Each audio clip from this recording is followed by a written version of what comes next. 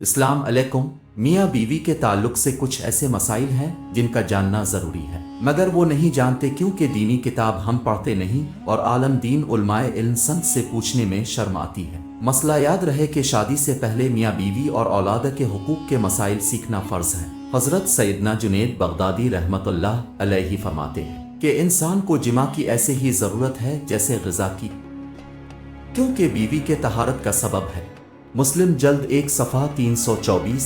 हदीस पाक में आता है कि जिस तरह हराम सोहबत पर गुनाह है, इसी तरह जायज़ सोहबत पर नेकियां हैं। जब शौहर अपनी बीवी से हम बिस्तरी मुबाशरत का इरादा करे और बिलखुसूस शादी की पहली रात जिसे सुहाग रात भी कहते, और उसके बाद जब भी शौहर को चाहिए कि उन आदाब व तरीक़ाकार के मुताबिक अमल करे, इंशाअल्लाह शैतान की दस्त बुर्द यानी मुदाखलत से महफूज रहेंगे और नेक साले औलाद पैदा होगी। नमाज के बाद शौहर अपनी बीवी की पेशानी के थोड़े से बाल नरमी और मोहब्बत से पकड़कर ये दुआ पढ़े, अलहम अनी असलुखरे ओ खैर मा जबल था अलैहि व अब्ज़बिक मन शरहा व शर्मा मा जबल था अलैहि। तो नमाज और इस दुआ की बरकत से मियाँ बीवी के दरमियान मोहब्बत और उल्फत कायम होगी इंशाअल्लाह ताला। और 10-10 मरतबा अल्लाह अकबर पढ़े, चाहे तो कहे बिस्मिल्लाह अल अज़ीम अल्लाह अकबर, और सूरा इखलास 1 मरतबा पूरी पढ़े। काबिल गौर मसला, कमरे में ज़ीरो पावर के बल्ब का एहतमाम ज़रूर करें, और अगर कपड़े बिल्कुल उतार कर हम बिस्तरी करना है तो एक बड़ी चादर दौरान हम बिस्तरी अपने ऊपर ओढ़ लें ताकि पर्दा पोशी हो सके। बिल्कुल नंगे होकर हम बिस्तरी करना गधा गधी की तरह जिफ्ती करना कहलाएगा, जो कि शरीयत के नज़दीक नापसंदीदा अमल है। हम बिस्तरी के अहम उसूल। नंबर 1, हम बिस्तरी के वक्त बिस्मिल्लाह शरीफ पढ़ना संत है, और ये दुआ पढ़े, अल्लाहुम्मा जिन्बना अलशैतान वजनिब अलशैतान मारिज़क़ना। मसला, मगर याद रहे कि सत्तर खोलने से पहले पढ़े, और सबसे बेहतर है कि जब कमरे में दाखिल हो तब ही बिस्मिल्लाह शरीफ पढ़कर दायां कदम अंदर दाखिल करे।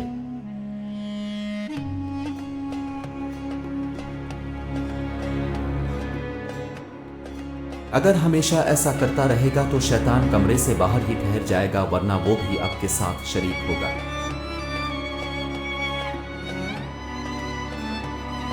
नंबर 2, औरत के अंदर मर्द के मुकाबले 100 गना ज्यादा शहवत है, मगर इस पर हक को मुसल्लत कर दिया गया है। तो अगर मर्द जल्दी फारिग हो जाए तो फौरन अपनी बीवी से जुदा ना बल्कि कुछ देर ठहरे फिर अलग हो। जिमा के वक्त किसी और का तसव्वुर करना भी जिना है और सख्त गुनाह है। नंबर 3, जिमा के लिए कोई वक्त मुकर्रर नहीं, हाँ बस इतना ख्याल रहे कि नमाज फौत ना होने पाए, क्योंकि बीवी से भी नमाज, रोज़ा, इतिकाफ, हैज़, नफास और नमाज के ऐसे वक्त में सोहबत करना कि नमाज का वक्त निकल जाए हराम है। नंबर 4, मर्द अपनी औरत की छाती को मेह लगाना जायज़ है, मगर इस तरह के दूध हल्क से नीचे न उतरे ये हराम है, लेकिन ऐसा हो भी गया तो तौबा करे, मगर इससे निकाह पर कोई फर्क नहीं है। नंबर 5, मर्द और औरत को एक दूसरे का 70 शर्मिला देखना छूना जायज़ है, मगर हुक्म यही है कि मकाम मखसूस शर्मिला की तरफ न देखा जाए कि इससे निस्यान यानी हाफिज कमज़ोर होने का मर्ज़ होता है और निगाह भी कमज़ोर हो जाती है। हम बिस्तरी मुबाशरत से फरागत के बाद मर्द औरत को अलग अलग कपड़े से अपना सतर साफ करना चाहिए, क्योंकि दोनों का एक ही कपड़ा इस्तेमाल करना नफरत और जुदाई का सबब।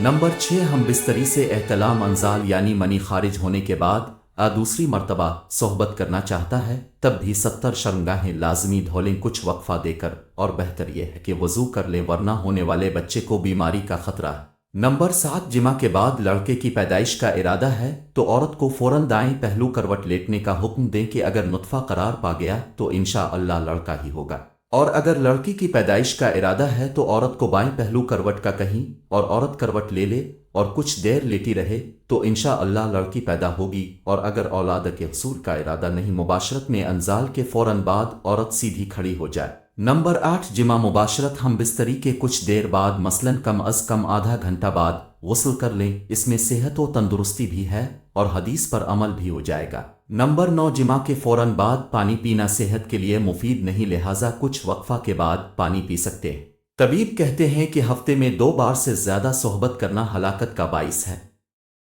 शेर के बारे में आता है कि वो अपनी मादा से साल में 1 मरतबा ही जिमा करता है।